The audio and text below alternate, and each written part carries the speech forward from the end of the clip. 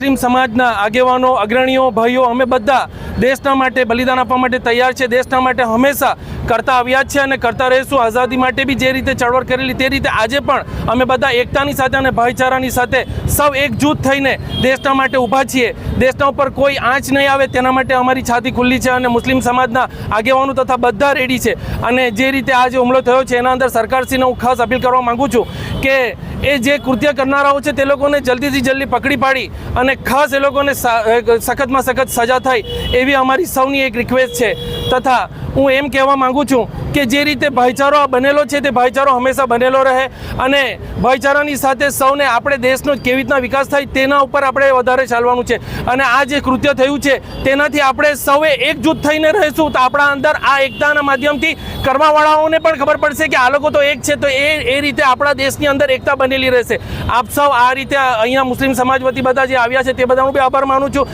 આજરોજ મુસ્લિમ સમાજ તરફથી એક મૌન રેલીનું આયોજન કરવામાં આવ્યું, જેમાં મૌન વ્રત પાળી જે લોકો કાશ્મીરના અંદર પહેલગામના અંદર જેમને શહીદ કરવામાં આવ્યા, અમે એમની શ્રદ્ધાંજલિ આપવા માટે આવ્યા છે। અને મુસ્લિમ સમાજ આ હુમલાને વખોડી કાઢે છે અને આ હુમલાના માટે અમે સરકારશ્રી સાથે છે અને અમે કહેવા માંગીએ છીએ મીડિયાના માધ્યમથી કે આ લોકોને સખ્તથી સખ્ત સજા થાય અને એક એવું ઉદાહરણ બેસાડવામાં આવે કે જેનાથી કોઈ પણને આવું કૃત્ય પાછું કરવાની હિંમત ન થાય।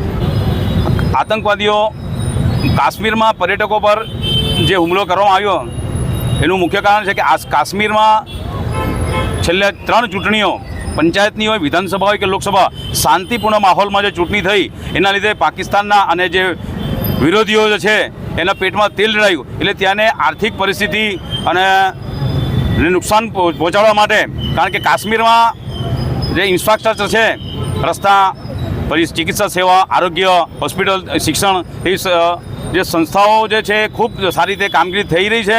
ત્યાં શાંતિ, અમન અને ચેન, શાંતિ અને ભાઈચારો છે। એ ભાઈચારા હિન્દુસ્તાનમાં કોમ વચ્ચે વહેમનસે ફેલાવવા માટે આ આતંકવાદીઓ જે કૃત્ય કરવામાં આવ્યું છે, પરંતુ હિન્દુસ્તાનની પ્રજા સમજી ચૂકી છે કે હિન્દુ મુસ્લિમ તમામ ભાઈઓ એકજૂથ થઈને આતંકવાદ સામે લડવા માટે તૈયાર છે।